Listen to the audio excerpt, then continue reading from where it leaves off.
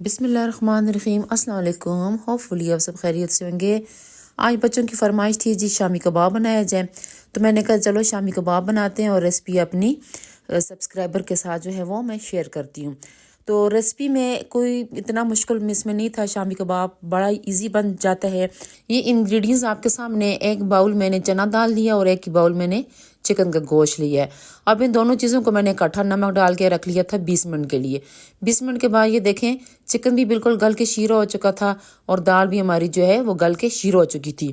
अब पानी मैंने इसमें सिर्फ 2.5 गिलास डाला था और इसमें आधा गिलास मेरे हाल से पानी बच गया था, और उस आधे गिलास में मैंने बाकी के जितने इंग्रेडिएंट्स थे वो इसमें डाल के भूनने थे।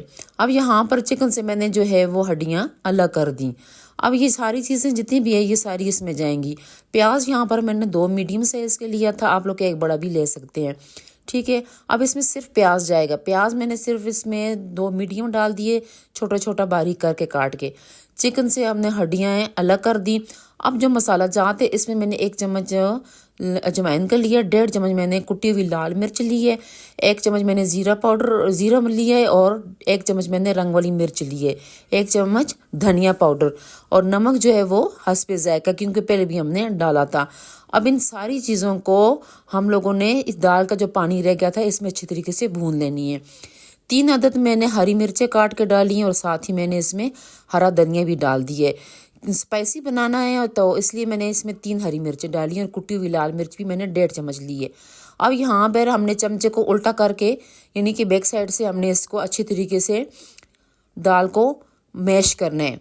बाज़ लोग इसको ग्राइंड करते, लेकिन मैंने इसको ग्राइंड नहीं किया। मैंने कुकर में ही इसको चमचे की मदद से 15 से 16 मिनट तक मैंने इसको अच्छी तरीके से भूना है और पानी इसका बिल्कुल खुश्क हो चुका था। मसाला जो था हमारे शामी कबाब का कुकर के साथ लग रहा था, तो मीन्स कि हमारा मसाला तैयार हो चुका है। इसको प्लेट में निकाल के साइड पे कर दिया। अब यहाँ पर एक हमने लिया एग। अब इसको अच्छी तरीके से फेंटेंगे और इसमें हम थोड़ी सी काली मिर्च है वो भी ऐड कर देंगे, ठीक है। अंडे को अच्छी तरीके से फेंट के हमने इसको रखना है जिस साइड पर, क्योंकि अभी इसमें हमने अपनी जो टिक्की होंगी वो डिप करनी है।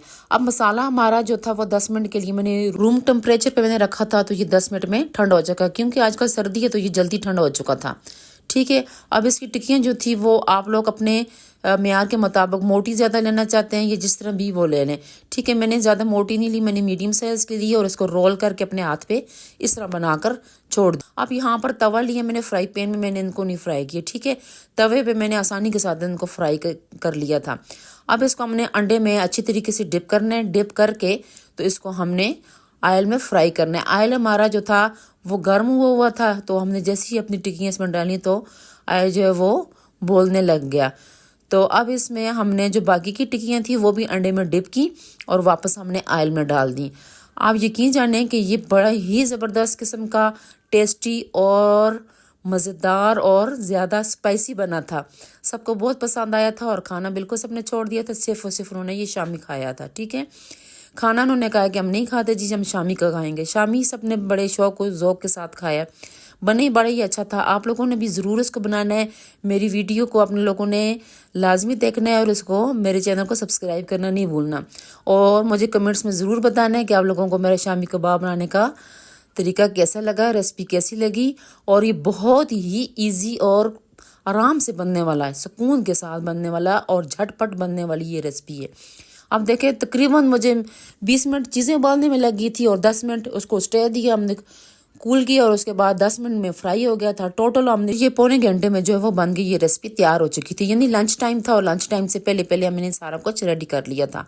ये देखें जी, माशाल्लाह माशाल्लाह हमारी ज़बरदस्त किस्म की शामी कबाब की टिक्कियाँ तैयार हो चुकी हैं। शामी जो हमारा तैयार हो चुका है, खाने के लिए बिल्कुल रेडी है।